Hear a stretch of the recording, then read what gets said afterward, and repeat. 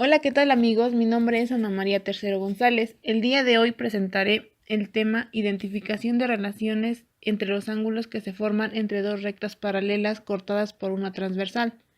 Justificación de las relaciones entre las medidas de los ángulos interiores de los triángulos y paralelogramos. El aprendizaje esperado es identificar la relación que hay entre los ángulos que se forman al cortar dos rectas paralelas por una recta transversal o secante. Para empezar, revisaremos el concepto de rectas paralelas, que son aquellas líneas que se encuentran en un mismo plano, presentan la misma pendiente y no tienen ningún punto en común. Esto significa que no se cruzan. Ahora bien, ¿qué ocurre si estas rectas paralelas son cortadas por una recta transversal? ¿Qué se forma? Muy bien, obtendremos 8 ángulos, 4 en cada punto de intersección. Estos ángulos tienen características y nombres distintos. Ahora veremos cada uno de ellos.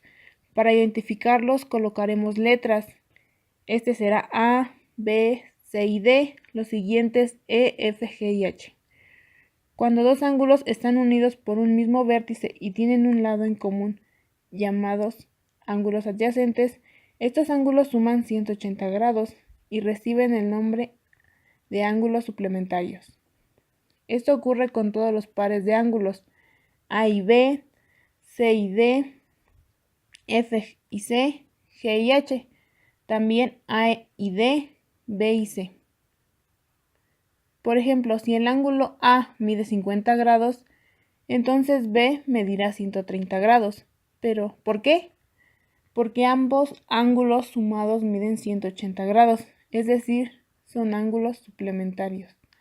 Ahora, cuando dos ángulos son opuestos por el vértice, estos ángulos tienen la misma medida. En este caso, los ángulos opuestos por el vértice serían A y C, B y D, F y H, G y E. Entonces, si el ángulo A mide 45 grados, ¿cuánto debe de medir el ángulo C? Bien, debe medir 45 grados, porque son iguales. Tenemos otro tipo de ángulos, y son llamados correspondientes. Estos ángulos se caracterizan porque tienen la misma ubicación en ambos grupos de 4 ángulos y por lo tanto miden lo mismo.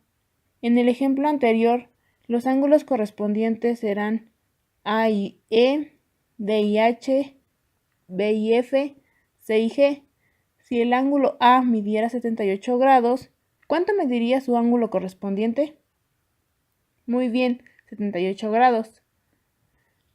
¿Recuerdas qué nombre reciben los ángulos C y E? Bien, te ayudaré un poco. Este tipo de ángulos reciben el nombre de ángulos internos porque están ubicados dentro de las rectas paralelas, uno arriba y otro abajo, que también miden lo mismo.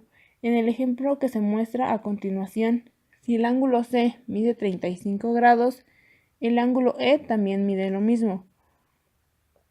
Por último, se encuentran los ángulos alternos externos y comparten las mismas características de los ángulos alternos internos, pero estos se encuentran fuera de las rectas paralelas.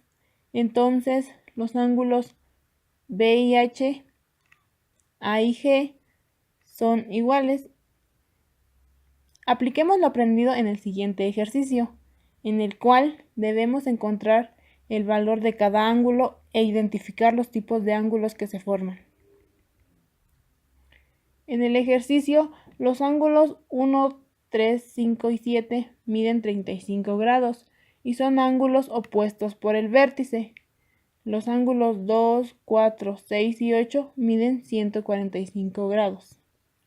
Pongamos otro ejemplo, el cual debemos identificar la medida de los ángulos faltantes y qué ángulos son alternos internos y alternos externos.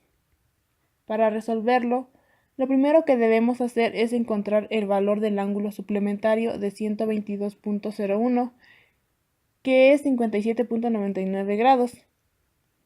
Los ángulos alternos internos son 3 y 6, 5 y 4. Y los ángulos alternos externos son 2 y 7, 1 y 8. Ahora observemos la siguiente imagen. En este ejercicio encontraremos el valor del ángulo X y Y. Recordemos que en un triángulo la suma de sus tres ángulos interiores es 180. Empecemos encontrando el valor del primer ángulo del triángulo, cuyo ángulo adyacente a él mide 130 grados. Por lo tanto, el ángulo suplementario mide 50 grados. Comprobamos que al sumarlos dan como resultado 180 grados. Ahora ya solo nos hace falta el valor de un ángulo interno, que en este caso es X. Recordando que los tres ángulos sumados dan como resultado 180 grados, entonces 50 más 60 es igual a 110. Para llegar a 180 nos hace falta 70 grados, entonces con ello obtenemos el valor de X. Para el valor de Y, identificamos qué ángulo es correspondiente a Y. Nos damos cuenta que su valor ya lo tenemos y es 130 grados. De manera general, para encontrar el valor de los ángulos internos de un triángulo podemos identificar los ángulos que son correspondientes, alternos internos o externos, y a partir de ello encontrar las medidas de los ángulos faltantes. Espero que este video te haya ayudado a comprender mejor el tema. Hasta la próxima.